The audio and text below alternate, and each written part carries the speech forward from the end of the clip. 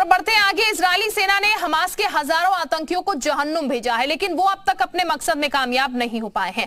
इसके पीछे सबसे बड़ी वजह है गाजा में हमास का पाताल लोक, जिसके अंदर आतंकियों की जरूरत की हर चीज मौजूद है और यहीं से हमास अपनी सभी ऑपरेशंस को कंट्रोल करता है। कैसा है हमास का पाताल लोक, इस रिपोर्ट के जरिए देखिए।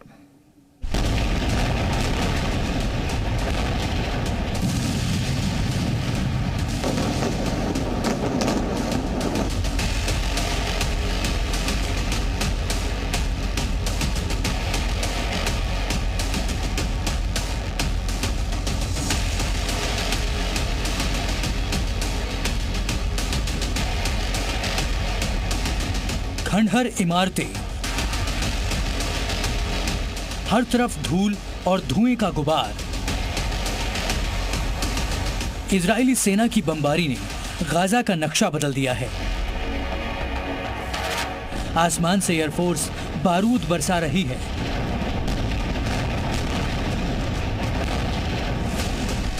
पानी से नेवी प्रहार कर रही है और बॉर्डर पर आर्मी ने टैंकों का डेरा डाल रखा है।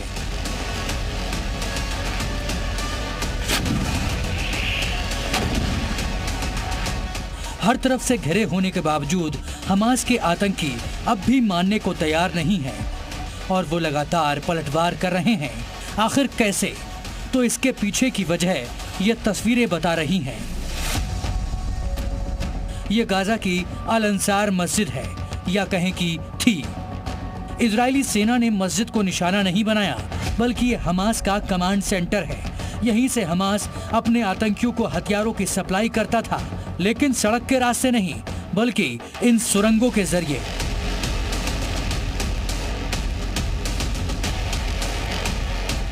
एक दो नहीं, पूरे गाजा में ऐसी सैकड़ों सुरंगें हैं जो गाजा और खान यूनिस को तो आपस में जोड़ती ही हैं, साथ ही वो इजराइल और मिस्र के बॉर्डर तक भी जाती हैं।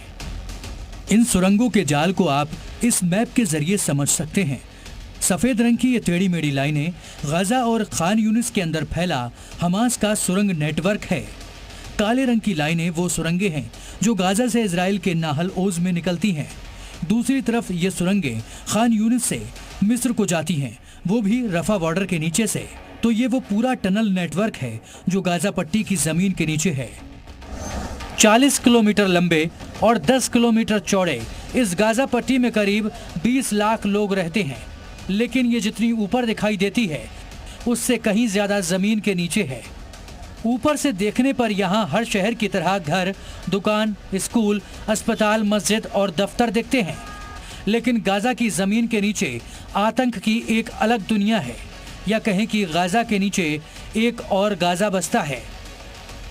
हमास का दावा है कि उसने करीब 500 किलोमीटर लंबी सुरंगों का अंडरग्राउंड नेटवर्क बिछा रखा है, जिनके एक्सेस पॉइंट इमारतों, स्कूलों और मस्जिदों में होते हैं।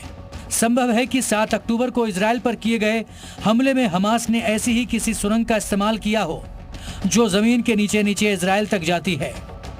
गाजा का टोटल इलाका है 365 square kilometre.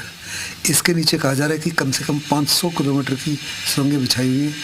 In terms of number वो 1300 हैं, और जो आम सुरंगें हैं वो कम से कम 100 फीट की डेप्थ पे, यानी उनकी डेप्थ तकरीबन 30 मीटर से, उनको हवाई हमले के माध्यम से, आर्टिलरी के माध्यम से और टैंक फायर के माध्यम से बर्बाद नहीं किया जा सकता। उनको बर्बाद करने के लिए फिजिकली ग्राउंड ट्रूप्स वहाँ जाने पड़ेंगे, जिसको निगाह में रखते हुए वो ग्राउंड इन्वेजन प्लान कर रहा है।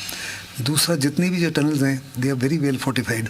उनमें बिजली है, पानी है, बारूद है, सब प्रकार का असला है, रॉकेट्स है, मिसाइल्स रखी हुई हैं। इजरायली सेना के लिए इन सुरंगों का पता लगाना इसलिए भी आसान नहीं है, क्योंकि यह गाजा के घनी आबादी वाले इलाकों के नीचे भी बनी हुई हैं। वो इलाके इतने आबादी वाले हैं कि इजरायली फोर्स के लिए वहां घुसकर अटैक करना आसान नहीं है। इसी बात का फायदा हमास के आतंकी उठा रहे हैं। बड़ी बात यह है कि इन सुरंगों का निर्माण आतंकियों को मदद मुहैया कराने और आतंकी गतिविधियों को अंजाम देने के लिए किया गया था, लेकिन क्योंकि अब गाजा पर इजराइल की तरफ से चौतरफा हमला किया जा रहा है और लोगों की जान पर संकट बना हुआ है, ऐसे में ये सुरंगें हमास के आतंकियों और गाजा के नागरिकों दोनों के लिए लाइफलाइन बन गई हैं। हमास और इस्लामिक जिहाद जैसे आतंकी ग्रुप्स ने सुरंगों की भूल भुलैया खास तौर पर इजराइल पर हमला करने के लिए बनाई है। इसराइल हमास के आतंकवादियों ने बहुत बड़े पैमाने पर इसराइल के खिलाफ कार्रवाई करने के लिए सुरंगों का इस्तेमाल किया। ये तैयारी उनके 2021 से चल रही थी। द वेरी फैक्ट कि इस तैयारी के बावजूद, इतने बड़े तैयारी के बावजूद, इतनी अच्छी सिक्योरिटी, इतना अच्छा इंटेलिजेंस इसराइल इसको डिटेक्ट नहीं कर सका, उसकी मुख्य वजह है सुरंगें। और सुरंगें के अंदर ही इन्होंने बहुत बड़ी तादाद में ये मिसाइल्स थी और रॉकेट्स को छुपाया हुआ था। और ये बहुत सारी सुरंगें जो इजिप्ट से भी होकर आती हैं, उन्हीं सुरंगों के माध्यम से इसमें असला आया है और इसमें मिसाइलें आई है जिनको का पता लगाना इजिप्ट वगैरह के लिए भी मुश्किल था। पिछले 2 हफ्ते से इजरायली सेना बॉर्डर पर डेरा डाले हुए है और उसका मकसद है गाजा के अंदर घुसकर हमास का खात्मा करना। कहा यह भी जा रहा है कि पीएम नेतन्याहू के ऑर्डर का इंतजार है, लेकिन अंदाजा ये लगाया जा रहा है कि सैनिकों में अब भी गाजा की सुरंगों का डर है। इसी वजह से पहले एयरफोर्स हमले करके उन सुरंगों को निशाना बना रही है। 2014 में भी इजरायली सेना को गाजा के अंदर भेजा गया था, जिसके लिए 75,000 से ज्यादा रिजर्व सैनिकों को इकट्ठा किया गया था। इस दौरान इजराइल ने हवा, पानी, समंदर हर तरफ से गाजा पर हमला किया था और काफी हद तक सुरंग के बारे में इनपुट मिले थे, जो हालिया ऑपरेशन में सेना के लिए फायदेमंद हो सकते हैं। इसके अलावा 2021 के ऑपरेशन में इजरायली सेना ने गाजा में सुरंग के 60 मील के हिस्से को भी तबाह कर दिया था। क्योंकि हमास एक आइडियोलॉजी है और आइडियोलॉजी को बर्बाद करना इजराइल के बस में नहीं है। उनकी ज़बरदस्त कोशिश होगी कि हमास को हर प्रकार से ख़त्म करें, लेकिन मुझे लगता है ये अनरियलाइजेबल ड्रीम है। क्योंकि अगर आप देखो 35 से 40 देश दुनिया के एकजुट होकर तालिबान को ख़त्म करने की कोशिश की, अलकायदा को ख़त्म करने के लिए ISIS, बोको हरम को, ये सारी की सारी ऑर्गेनाइजेशन आज भी जिंदा है। ऐसा नहीं है कि इन सुरंगों को बनाने के पीछे का मकसद सिर्फ आतंकियों को सुरक्षा देना था, बल्कि इसका इस्तेमाल आम लोगों को रसद के अलावा मूलभूत सुविधाएं मुहैया कराना भी होता है। इन सुरंगों को करीब 15 साल पहले बनाया गया। जब 2007 में हमास ने गाजा पर कब्जा किया तो इजराइल ने पट्टी पर नाकाबंदी बढ़ा दी और बॉर्डर सील कर दिए गए। साथ ही वेस्ट बैंक जाने के लिए इजरायली परमिट मिलना भी लगभग असंभव हो गया था। इतना ही नहीं, गाजा में रहने वाले भूखे ना मरे, इसलिए इजराइल ने आपूर्ति उतनी ही रखी जिससे वो जिंदा रह सकें। गाजा में सभी व्यावसायिक गतिविधियां बंद कर दी गईं, जिससे लोग कंगाली के कगार पर आ गए। इसके बाद ही इन सुरंगों को बनाया गया और गाजा के लोगों ने मिस्र के साथ व्यापार और तस्करी का कारोबार शुरू किया। अब देखना यह है कि इन सुरंगों को भेदने के लिए इजरायली सेना ने क्या प्लानिंग की है। अगर सब कुछ सही रहा तो नेतन्याहू के बयान के मुताबिक हमास के आतंकियों को इजरायली सेना करारा जवाब देकर ही लौटेगी।